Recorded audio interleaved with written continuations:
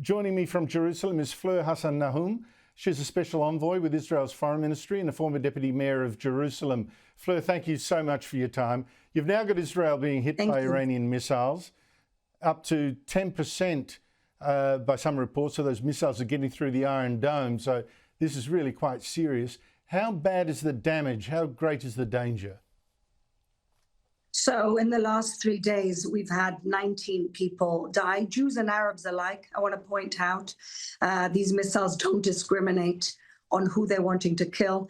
This morning, we pulled, thankfully alive, a 6-day-old baby from the rubble.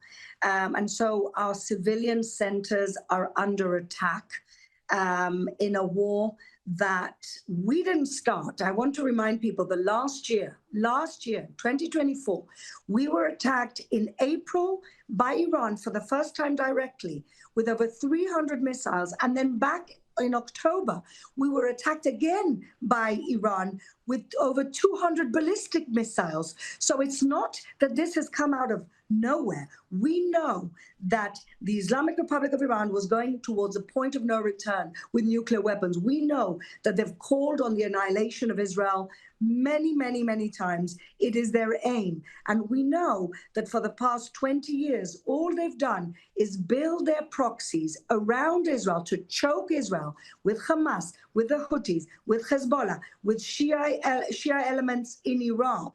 And so we had no choice. Israel never wants war, but we had no choice because ultimately our obligation is to defend our citizens and to defend our countries. And unfortunately, we are going now through those pains of having to fight a war for Western civilization because the Islamic Republic of Iran only wants to start with Israel, but wants to finish with complete caliphate around the world. There are ideologues, and this is what they want. They say death to Israel, death to America.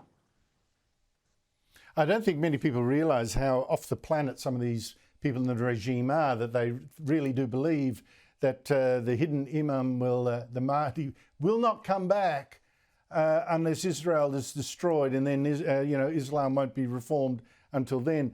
With every missile I see hitting Israel, Fleur, I just imagine, what if one of them had a nuclear warhead?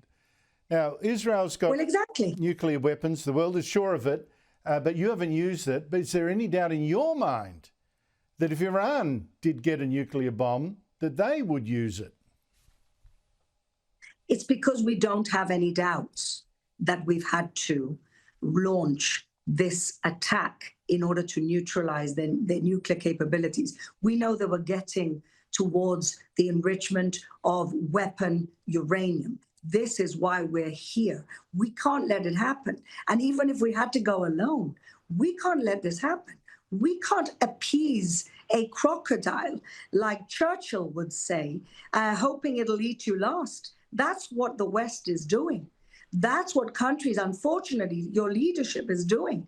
They're saying, sit down and talk. Why exactly should we talk? Is there any doubt that the Iranian Islamic regime have any good faith? And when do I think Donald Trump realizes? Well, how about when during the time that they're supposed to be negotiating with the Americans, they go and attack their militias in Iraq, go and attack the Americans in the middle of a negotiation? Is there any doubt these people have good faith? They have no good faith. They're just biding for time, and that's what they've been doing. They tricked the Obama administration, who fell for it, and they tricked Biden, who let the sanctions fall and wash in billions of dollars of cash every single month into Iran. And the Trump administration said no more, and now Israel has to do the job that nobody wants to do, get our hands dirty and liberate the good people of Iran, because at least 80% of the people of Iran want the end of this toxic regime that has destroyed their country, that are completely incompetent, and that have sacrificed their people on the altar of a toxic ideology that's going to destroy the Western world as we know it. Fleur Hassan-Nahoum, I'm glad to see that you're in something that looks rather sturdy and safe behind you in that room. Keep safe, and thank you so much for your time.